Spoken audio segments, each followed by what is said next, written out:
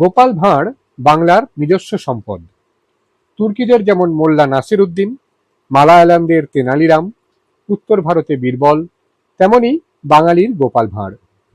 গোপাল ভাঁড়ের গল্পগুলোর লেখক কে তা জানা যায় না। এগুলি বেশিরভাগই লোকের মুখে মুখে প্রচলিত এবং বিভিন্ন প্রকাশক বা সম্পাদকের দ্বারা সংকলিত গল্প। এর আগে এই চ্যানেলে গোপাল ভাঁড়ের কয়েকটি গল্পের একটা সংকলন প্রকাশ করেছিলাম। সেটি অভাবনীয় সাফল্য পেয়েছে। তখনই উল্লেখ করেছিলাম যে গোপালের আরো কিছু গল্প ভবিষ্যতে আবারও আসবে। আজ এসে গেল গোপাল ভাঁড়ের নতুন গল্পের সংকলন। নির্মল পুস্তকালয়ে প্রকাশিত এবং এন তালুকদার সম্পাদিত গোপাল ভাঁড় রহস্য বইটি থেকে গল্পগুলি পড়ছি। আসুন শুনে নেই গোপাল ভাঁড়ের গল্প দ্বিতীয় পর্ব। পাঠে আমি রৌহিন। প্রথম গল্প, মাছি সন্দেশ খাচ্ছে। 9 বছর বয়সের সময় গোপালের বাবা মারা যান।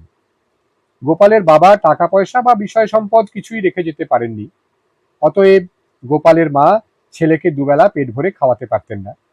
গোপালের যখন 14 বছর বয়স, গোপাল তখন একবার তার মামার বাড়ি গিয়েছিল। মামার বাড়ি যাওয়ার পথে তার ভীষণ খিদে পেয়েছিল, কিন্তু সঙ্গে কোনো টাকা পয়সা না থাকায় তার ইচ্ছে পূর্ণ করতে পারছিল না। কিন্তু পেটের খিদে নিয়ে কতক্ষণই বা আর পথ চলা যায়, তাই আবার ভর দুপুর বেলা। কিছু দূর এগিয়ে গিয়ে বটতলায় গোপাল একটা মিষ্টির দোকান দেখতে পেল। মিষ্টির দোকানে তখন কেবলমাত্র একটা বাচ্চা ছেলে বসেছিল। ছেলেটির বাবা অর্থাৎ মিষ্টির দোকানের মালিক দোকানের লাগোয়া বাড়িতে আহারাদির পর বিশ্রাম নিচ্ছিল। বাচ্চা ছেলেটিকে একাকী দোকানে বসে থাকতে দেখে গোপাল সন্দেশ খাওয়ার মতলব ঠাউরে নিল। দোকানে ঢুকে চট করে সন্দেশের থালা বাগিয়ে ধরে গোপাল গবগবিয়ে সন্দেশ খেতে লাগলো। বাচ্চা ছেলেটি গোপালের কাণ্ড কারখানা দেখে জিজ্ঞেস করলে, এই তুমি কে হে বাপু? বলা নেই কওয়া নেই, গবগবিয়ে সন্দেশ খাচ্ছ যে? গোপাল সন্দেশ খেতে খেতে মুচকি হেসে বলল, আমার নাম মাছি। আমি তো রোজই এভাবে সন্দেশ খাই। বিশ্বাস না হয় তোমার বাবাকে জিজ্ঞেস করো না। বাচ্চা ছেলেটি তখন হাঁক পেড়ে তার বাবাকে বললে, বাবা, মাছি সন্দেশ খাচ্ছে। ছেলেটির বাবা বাড়ির ভেতর থেকে পাশ ফিরে শুতে শুতে বললে, হ্যাঁ খাগ্গে, ও নিয়ে মাথা ঘামাস নে। গোপাল সন্দেশ খেয়ে যখন মামার বাড়ির দিকে খুশি মনে রওনা দিল, তখন বাচ্চা ছেলেটি আবার তার বাবাকে হাঁক পেড়ে বলল, বাবা, মাছি সন্দেশ খেয়ে পয়সা না দিয়েই চলে যাচ্ছে। ছেলেটির বাবা বাড়ির ভেতর থেকে ঘুমের ঘোরে বললে, দূর বোকা, মাছিরা আবার পয়সা পাবে কোথায় যে দেবে? মাছি রোজ রোজ বিনি পয়সাতেই তো সন্দেশ খায়। দ্বিতীয় গল্প, তিল থেকে তাল। গোপালের স্ত্রী তিলের নাড়ু করবে বলে গোপালকে তিল কিনতে বলেছিল। গোপাল তিল কিনে দিয়েছিল, কিন্তু কোনো কারণে গোপালের স্ত্রীর পক্ষে তিলের নাড়ু বানানো সম্ভব হয়নি। সম্ভবত নতুন বাড়ি করবার সময় মজুরদের কেউ তিলের হাঁড়িটি সরিয়ে ফেলেছিল। কিন্তু গোপালের স্ত্রী বকুনি খাওয়ার ভয় তিলের হাঁড়ি খোয়া যাওয়ার কথা স্বামীকে আর জানায়নি। ভেবেছিল গোপাল হয়তো তিলের নাড়ুর কথা ভুলেই যাবে। কিন্তু গোপাল তিলের নাড়ুর কথা মোটেই ভোলেনি। 4 মাস পরে গোপাল একদিন স্ত্রীকে ডেকে বললে, আজ বাড়ি ফিরে এসে তিলের নাড়ু যেন পাই। 4 মাস আগে 1 হাঁড়ি তিল কিনে দিয়েছি, তিলের নাড়ু তৈরি করছো না যে মোটে? গোপাল বিকেলবেলা বাড়ি ফিরে এসে স্ত্রীকে বললে, কই আমার তিলের নাড়ু কই? দেখি কেমন তিলের নাড়ু বানিয়েছো, চেখে দেখি। গোপালের স্ত্রী এক থালা তালের বড়া গোপালের সামনে এনে হাজির করল। গোপাল তিলের নাড়ুর পরিবর্তে তালের বড়া দেখে বললে, এ কি, তিলের নাড়ু কই? এ তো দেখছি তালের বড়া। গোপালের স্ত্রী জবাব দিলে, তিল থেকেই তো তাল হয় গো। পরিশেষে গোপাল সব কথা শুনে মনে মনে স্ত্রীর বুদ্ধির প্রশংসা না করে পারল না। তৃতীয় গল্প, অনামুখ কে। অনামুখ তারাই সকালবেলা যাদের মুখ সর্বপ্রথম দেখলে কোনো না কোনো ক্ষতি হয়। মহারাজ কৃষ্ণচন্দ্র অনামুখদের একদম পছন্দ করতেন না। রাজবাড়িতে একদিন যাত্রাগান হওয়ায় গোপাল আর সে রাতে বাড়ি ফিরে যেতে পারেনি। ভোর রাতে রাজবাড়ি সংলগ্ন অতিথিশালায় ঘুমিয়ে পড়েছিল। পরদিন সকালে রাজা কৃষ্ণচন্দ্র ঘুম থেকে উঠে অতিথিশালার বারান্দার দিকে তাকাতেই গোপালের সঙ্গে তার দৃষ্টি বিনিময় হলো। গোপালও মহারাজকে দেখে নমস্কার করল। কিন্তু সেদিন দুপুরবেলা স্নান করতে যাওয়ার সময় মহারাজ কৃষ্ণচন্দ্র হোঁচট খেয়ে পড়ে গেলেন এবং হোঁচট খেয়ে পড়ে যাবার ফলে তার সামনের একটি দাঁত ভেঙে গেল। মহারাজ মনে করে দেখলেন সকালবেলা ঘুম থেকে উঠে তিনি সবার আগে কার মুখ দেখেছেন। সকালে ঘুম থেকে উঠে সবার আগে তিনি গোপালের মুখ দেখেছেন। মহারাজ কৃষ্ণচন্দ্র সঙ্গে সঙ্গে রক্ষীদের আদেশ দিলেন, গোপালকে ধরে এনে শুলে চড়াও, বেটা অনামুখ, ওর মুখ দেখেই আমার দাঁত ভেঙেছে। গোপাল রক্ষীদের বললে, শুলে চড়ে মরতে আমার কোনো আপত্তি নেই, বিশেষ করে মহারাজ যখন আদেশ দিয়েছেন, কিন্তু শুলে চড়ার আগে আমি একবার মহারাজের সঙ্গে দেখা করতে চাই। গোপালের বিশেষ অনুরোধে রক্ষীরা গোপালকে বেঁধে নিয়ে মহারাজ কৃষ্ণচন্দ্রের কাছে হাজির করল। গোপাল রাজা কৃষ্ণচন্দ্রকে বিনয়ের সঙ্গে জিজ্ঞেস করলেন, হুজুর, আমার অপরাধ কি? রাজা কৃষ্ণচন্দ্র রেগে গিয়ে বললেন, তোমার অপরাধ গুরুতর। তোমার মতো অনামুখ এ রাজ্যে দ্বিতীয় কেউ নেই। সকালবেলা ঘুম থেকে উঠে সবার আগে আমি তোমার মুখ দেখেছিলাম বলেই আজ আমায় হোঁচট খেয়ে পড়তে হয়েছে এবং তার ফলে আমার একটি দাঁতও ভেঙেছে।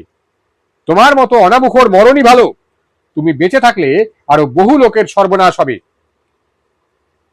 গোপাল তখন নির্বিকার ভাবে বললে, হুজুর, ঘুম থেকে উঠে আপনি সর্বপ্রথম আমার মুখ দেখেছেন বলে আপনি হোঁচট খেয়ে পড়েছেন, আপনার একটি দাঁতও ভেঙেছে। কিন্তু ঘুম থেকে উঠে সর্বপ্রথম আমি আপনার মুখ দেখেছিলাম বলে আজ আমায় শুলে চড়ে প্রাণে মরতে হচ্ছে। আপনি রাজা, এখন আপনিই বিচার করে বলুন, আমাদের দুজনের মধ্যে কে বেশি অনামুখ? গোপালের যুক্তিসঙ্গত কথা শুনে রাজা কৃষ্ণচন্দ্র গোপালের মৃত্যুদণ্ড মকুব করে দিলেন। চতুর্থ গল্প, উল্টো বুঝলি রাম। রামু নামে এক ধোপা রোজই রামায়ণ পাঠ শুনত। 7 কাণ্ড রামায়ণ শোনার পর রামু পাঠককে জিজ্ঞেস করলে, সবই তো বুঝলাম ঠাকুর কর্তা, কিন্তু মা সীতাকে রাবণ কি করে নিয়ে গেল এটাই বুঝতে পারলাম না। রামায়ণ পাঠক বললেন, না বোঝার কি আছে, রাবণ রাজা ভিক্ষুকের বেশে এসে সীতাকে হরণ করে নিয়ে গেল। রামু বললে, জনক রাজার বাড়িতে যেখানে হরধনু থাকতো, সীতা রোজ হরধনু তুলে জায়গাটা সাফ করত, কিন্তু যে রাবণ হরধনুই তুলতে পারেনি, সেই রাবণ কি করে এমন শক্তিময়ী সীতাকে ধরে নিয়ে গেল? এটাই তো আমি বুঝে উঠতে পারলুম না ঠাকুর কর্তা। সীতা দেবী নিশ্চয়ই বনবাসের কষ্ট সহ্য করতে না পেরে রাজার সঙ্গে চলে গিয়েছিল। সে যদি স্বেচ্ছায় না যেতে চাইতো, রাবণ রাজার সাধ্য কি মা জানকীকে নিয়ে যায়?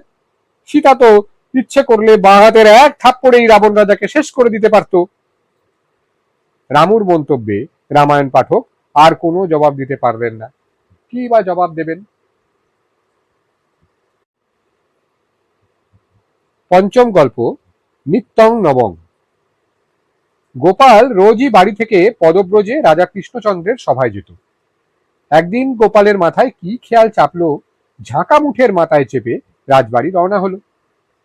নগরবাসীরা গোপালকে ঝাঁকা মুঠের মাথায় চেপে যেতে দেখে নানা রকম মন্তব্য করতে লাগলো।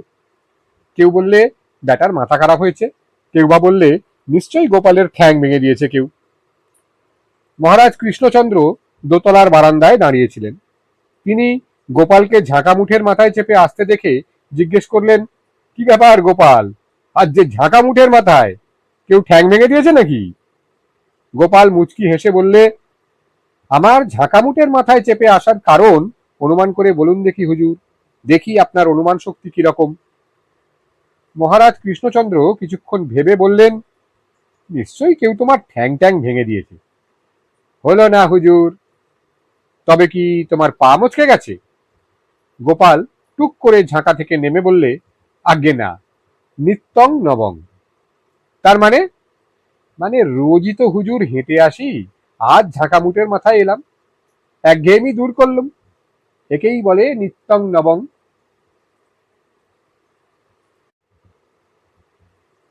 ষষ্ঠ গল্প, পিঠে খেলে পেটে সয়। বাড়িতে পিঠে পায়েস তৈরি হয়েছে। গোপাল সেদিন মহারাজ কৃষ্ণচন্দ্রকে বললে, হুজুর, আমার পেটের ব্যথাটা বড্ড বেড়েছে, আজ আমায় একটু তাড়াতাড়ি বাড়ি ফিরতে হবে। মহারাজ কৃষ্ণচন্দ্র বললেন, তোমাকে নিয়ে একটু নদীর ধারে বেড়াতে যাব ভেবেছিলুম, তা তুমি যখন বলছো তোমার পেট ব্যথা, তখন বাড়ি চলে যাও।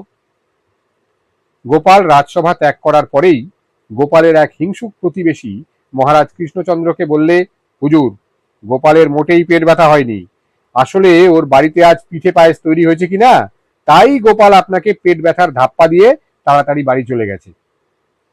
ব্যাপারটা সরেজমিনে তদন্ত করার জন্য, অর্থাৎ গোপালকে হাতে নাতে মিথ্যাবাদী প্রতিপন্ন করার জন্য মহারাজ কৃষ্ণচন্দ্র দুজন সঙ্গী সহ কিছু পরেই ছদ্মবেশে গোপালের বাড়িতে গিয়ে হাজির হলেন। গোপাল বাড়ির সামনের বারান্দায় বসে তখন মনের আনন্দে পিঠে খাচ্ছিল। গোপালের সামনে এক বিরাট থালায় নানা রকমের পিঠে। মহারাজ ছদ্মবেশ খুলে গোপালকে চমকে দেওয়ার জন্য বললেন, এই, তুমি না পেট ব্যথার নাম করে ছুটি নিয়ে বাড়ি এলে, এখন তো দেখছি দিব্যি পিঠে খাচ্ছ। গোপাল পিঠে খেতে খেতে নির্বিকার ভঙ্গিতে বলল, হুজুর, আমার পেট ব্যথাই হোক আর আমাশাই হোক, পিঠে খেলে পেটে সয়, মাঝে মাঝে আমার পেট ব্যথা হয় হুজুর, এ হলো পিঠে খাওয়া পেট ব্যথা। সপ্তম গল্প, সিংহের ডাক। কৃষ্ণনগরের প্রান্তে বজ্রধর সিংহ নামে এক ডাকসাইটে জমিদার বাস করতেন। তিনি তার বারবাড়ির বারান্দায় বসে গড়গড়া টানছিলেন। এমন সময় গোপালকে পথ দিয়ে হেঁটে যেতে দেখে রসিকতা করে হাঁক পারলেন, ওহে গোপাল, শোনো। সিংহ মশাইয়ের ডাক শুনেই গোপাল রাস্তায় মূর্ছিত হয়ে পড়ল।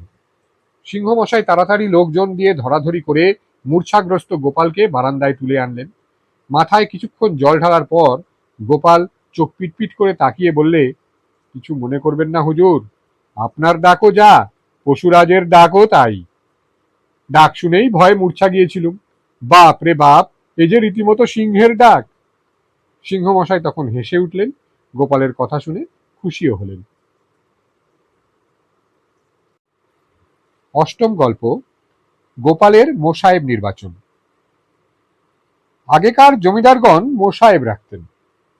এক জমিদার গোপালকে বললেন, অনেকেই মোসাহেবগিরি করার জন্য আসছে, কিন্তু কে যে উপযুক্ত হবে আমি তো ঠিক বুঝে উঠতে পারছি না। তুমি আমার জন্য একজন যোগ্য মোসাহেব নির্বাচন করে দাও তো গোপাল ভাই।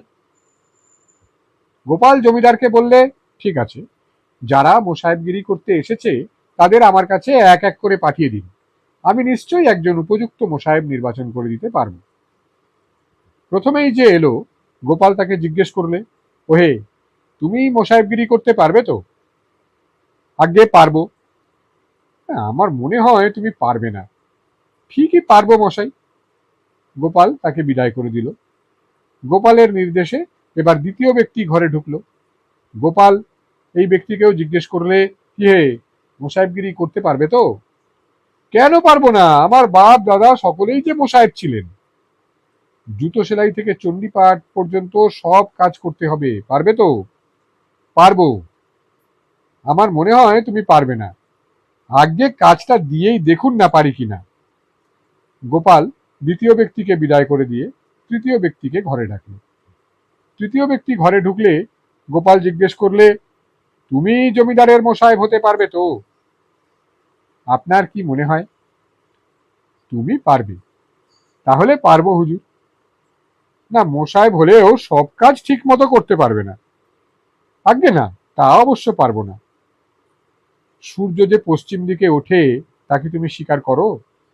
স্বীকার করি মানে আমার 14 পুরুষ স্বীকার করতে বাধ্য।